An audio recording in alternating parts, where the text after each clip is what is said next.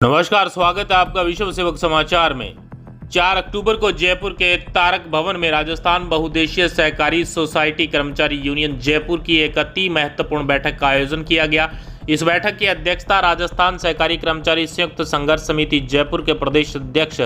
हनुमान सिंह राजावत ने की। बैठक में यूनियन के समस्त जिला अध्यक्ष साथियों और प्रदेश कार्यकारिणी के पदाधिकारियों ने भाग लिया। इस दौरान संयुक्त संघर्ष समिति जयपुर से जुड़े विषयों पर गंभीरता पूर्वक विचार विमर्श किया गया। बैठक में सर्वसम्मति से निर्णय लिया गया कि संगठन के हित और आगामी कार्रवाई के लिए राजावत को यूनियन की ओर से पूर्ण अधिकार प्रदान किए जाएं। इस अवसर पर एम्प्लॉइज यूनियन जयपुर के प्रदेश अध्यक्ष सूरजभान सिंह आमेरा का भव्य स्वागत किया गया। आमेरा ने अपनी यूनियन के सभी जिला अध्यक्षों की ओर से राजस्थान बहुउद्देशीय सहकारी सोसाइटी कर्मचारी यूनियन जयपुर को खुला समर्थन देने का आश्वासन दिया। कार्यक्रम का संचालन प्रदेश संयोजक एवं प्रवक्ता हेमंत कुमार व्यास ने किया। उन्होंने श्री आमेरा से बैंकर्स यूनियन से भी समर्थन दिलवाने का आग्रह किया। बैठक में प्रदेश अध्यक्ष हनुमान सिंह राजावत, संयोजक हेमंत व्यास, महासचिव महिपाल सिंह, महामंत्री देवेंद्र सदावत, उपाध्यक्ष राम सिंह, दुर्गा सिंह, पवन गिरधारीलाल, मीडिया प्रभारी विजेंद्र मुई, कोषाध्यक्ष बलदेवा राम सहित यूनियन के 30 सम्मानित जिला अध्यक्षों ने अपनी उपस्थिति दर्ज कराकर संगठन को मजबूती प्रदान करने का संकल्प लिया। संगठन के विस्तार की दिशा में एक महत्वपूर्ण निर्णय लेते हुए डूंगरपुर से वासुदेव पाटीदार को सह मीडिया प्रभारी नियुक्त किया गया। कार्यक्रम का समापन संगठन की एकजुटता और सहकारिता भावना के साथ किया गया। ब्यूरो रिपोर्ट, विश्व सेवक समाचार, जयपुर। यह सहकारी साख व्यवस्था या सहकार असली ऋण व्यवस्था की आधारभूत इकाई सहकारी आंदोलन की नींव की ईंट। जिला और राजधानी में बड़े बड़े सहकार भवन के रूप में बने हुए अट्टालिका और भवनों की जड़भूत इकाई ग्राम सेवा सहकारी समितियां में कार्यरत सहकारी समिति व्यवस्थापक, सहायक व्यवस्थापक, सेल्समैन और सहायक कर्मचारी अपनी बहुत ही मूलभूत और मौलिक मांगों को लेकर सरकार से गुहार कर रहे हैं। सरकार और सहकारी विभाग के सामने इस बात को रख रहे हैं कि आज जहां त्रिस्तरीय अल्पकालीन सहकारी साख व्यवस्था राज्य सहकारी बैंक करोड़ों रुपए का आयकर चुकाकर प्रदेश में संस्थागत आयकर भुगतान में नंबर 1 पर है, जहां प्रदेश के जिला केंद्रीय सहकारी बैंक करोड़ों रुपए का आयकर चुका रहे हैं, वहीं उस देश सहकारी व्यवस्था की अंतिम और मूलभूत कड़ी ग्राम सेवा सहकारी समितियों के कर्मचारी 3 मोती के मणियों की माला का एक माला, एक माँ के 3 बेटों में एक बेटा, उसको 2 वक्त की भरपेट रोटी खाने की व्यवस्था नहीं है, नियमित मासिक वेतन भुगतान की व्यवस्था नहीं है, उसके परिवार के बुजुर्गों के लिए भारी बीमारी सेवा शुश्रूषा की व्यवस्था नहीं है, सामाजिक सुरक्षा के नाम पर सेवानिवृत्ति पर उसको पीएफ, ग्रेच्युटी और पेंशन के भुगतान की व्यवस्था नहीं है। आज नियोक्ता के रूप में कोई एक रूप समान व्यवस्था करते हुए केडर निर्धारण की व्यवस्था नहीं है। जहां पहले मूलभूत रूप से व्यवस्थापकों से पदोन्नति के रूप में लोन सुपरवाइजर के रूप में 100% पदोन्नति की जाती थी,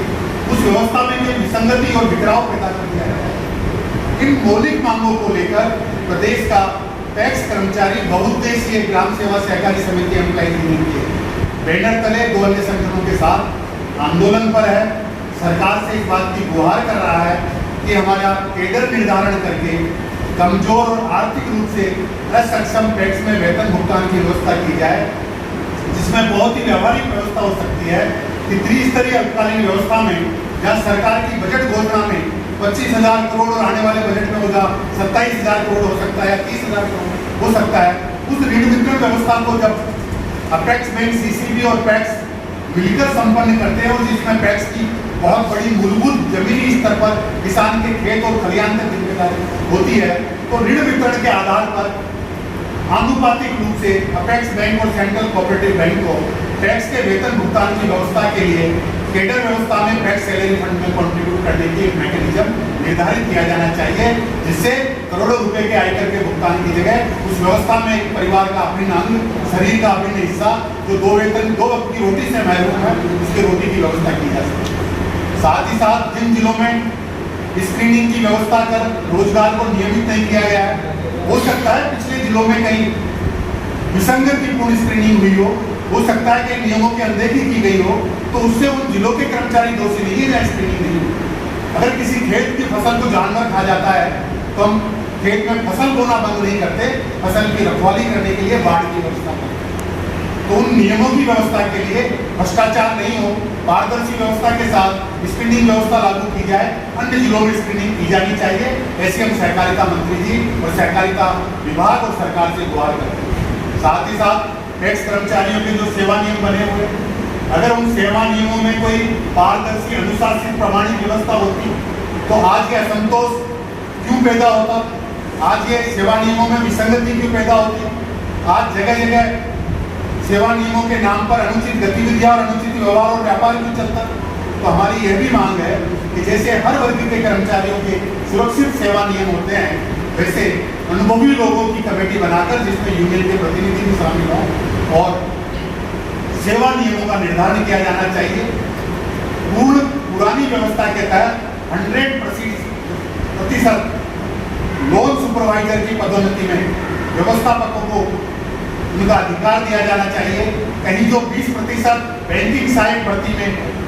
कोटा और आरक्षण निर्धारित किया गया था, अगर उस पर कहीं कोई माकूल और ईमानदारी से मंतव्य निर्धारित किया गया है तो अविलंब शीघ्र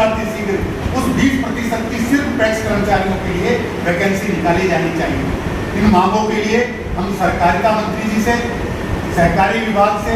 रजिस्ट्रार और माननीय प्रमुख शासन सचिव सहकारिता महोदया से, माननीय मुख्यमंत्री महोदया से गुहार करते हैं और साथ ही साथ हम इस बात का स्वागत करते हैं, अभिनंदन करते हैं कि विधानसभा के कॉन्स्टिट्यूशन क्लब में माननीय सहकारिता मंत्री की मौजूदगी में माननीय सहकारिता मंत्री और प्रमुख शासन सचिव सहकारिता ने माननीय मुख्यमंत्री जी को अपने इस विचार और निर्णय से अवगत कराया कि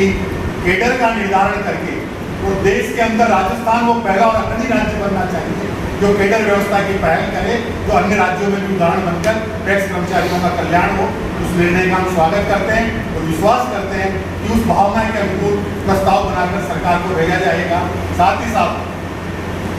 हम द्विपक्षीय वार्ता के माध्यम से इन मांगों का निस्तारण करते हुए आंदोलन को सौहार्द और शांतिपूर्ण तरीके से,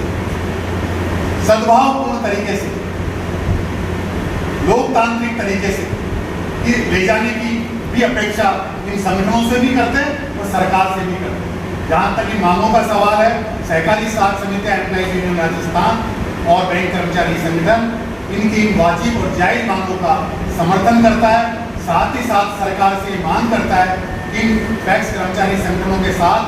बैठकर वार्ता कर इनको लिखित आश्वासन देकर इनको पूर्ण विश्वास दिलाकर कि इतने समय अवधि के अंदर इन मांगों पर निर्णयात्मक कार्रवाई प्रक्रिया शुरू कर दी जाएगी। ये लिखित आश्वासन देकर आंदोलन की स्थिति को टाला जाना चाहिए, जिससे सहकारिता सदस्यता अभियान